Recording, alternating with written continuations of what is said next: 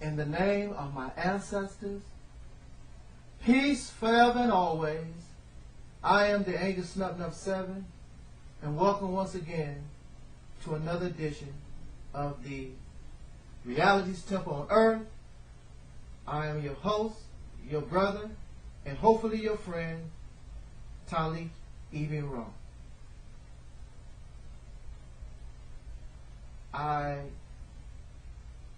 just noticed, and I don't know how many days has passed, but it's sad. As much as I watch television or the news, I missed out on the report that Thomas Hagen, one of those who were charged with the murder of the late civil rights leader or black Muslim leader or the representative of Elijah Muhammad and the Nation of Islam, Malcolm X, was released. Two other men who claimed they were not innocent prior to him have already been released. And so now he is the third, but what makes him different from those who have been released before him is that this brother admitted his participation in the murder of Malcolm X.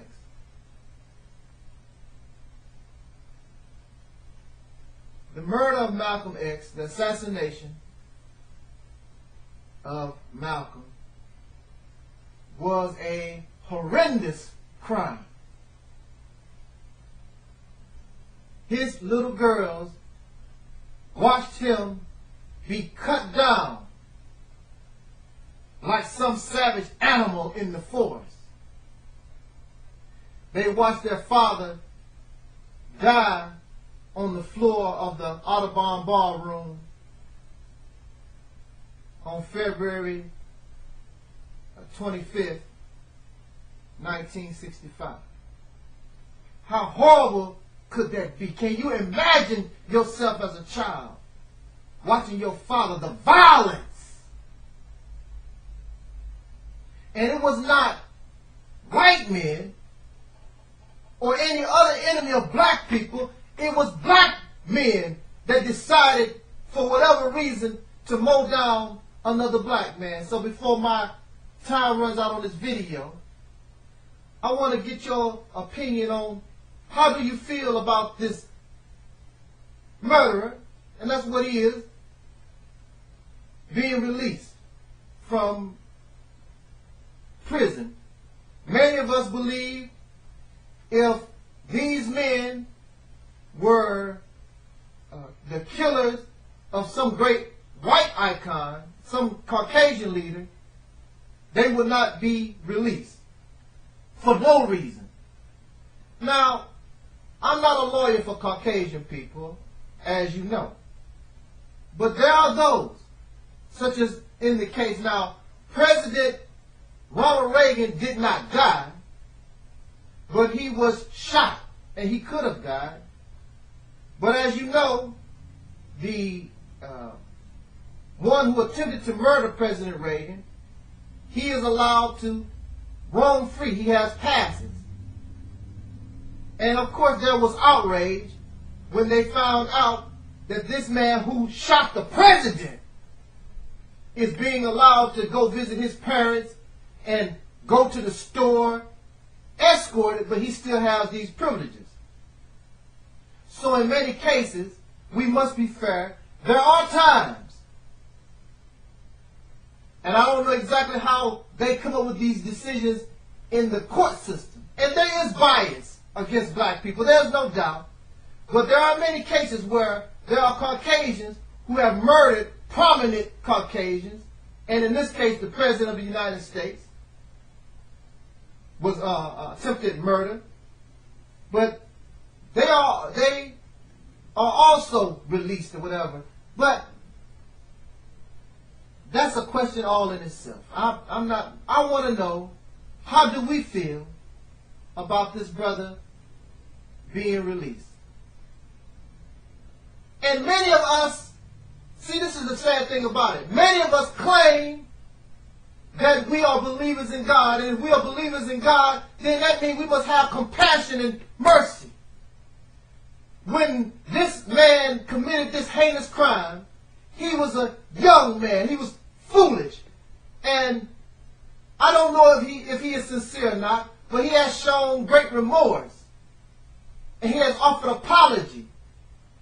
And even being released, he earned his degree in prison, and he wants to go out into the community and help those young black men and women, our children, so that they don't follow the same path that he done. And see, it's very difficult. I don't know about you, for me, but when a person shows sincere remorse, when they show apology, their actions, not their talk.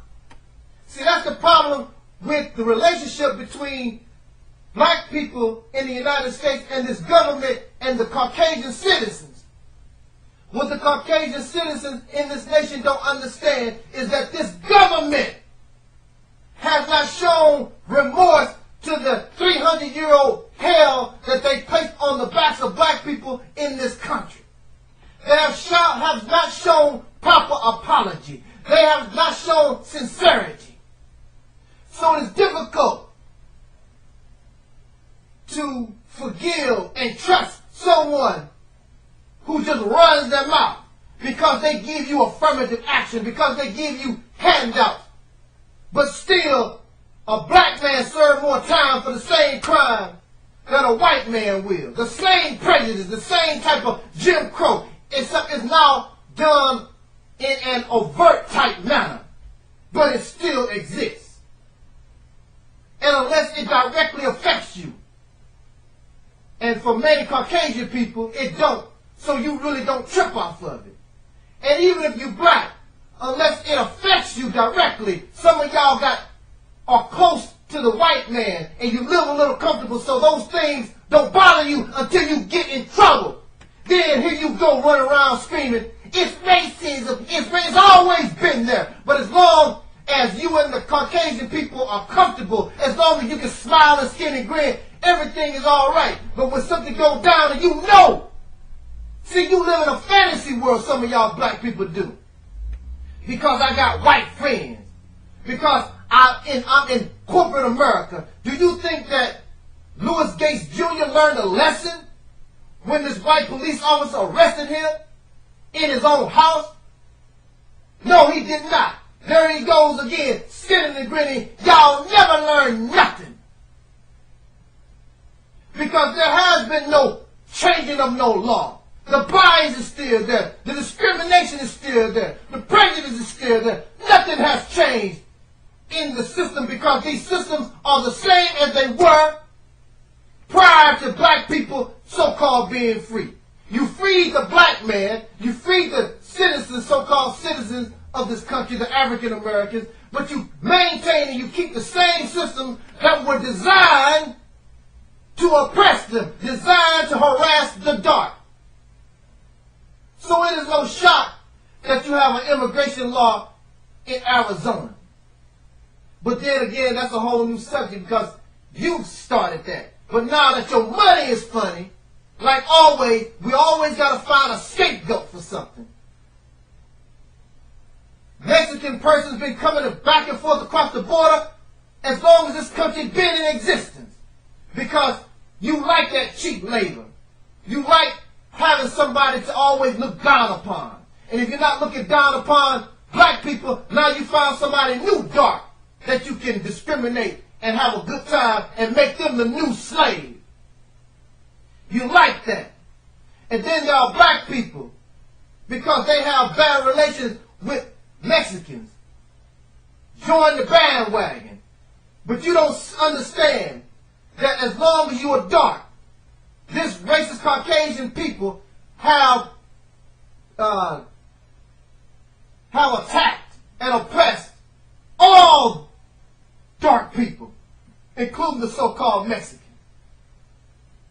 And now they created this situation, and now we are fighting the Mexicans, and the Mexicans are fighting the blacks when this racist Caucasian European started the whole thing to begin with, but then you don't say nothing to him.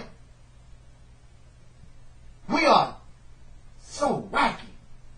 But my time is out. That's a whole new subject in itself. I think we should be able to forgive this brother.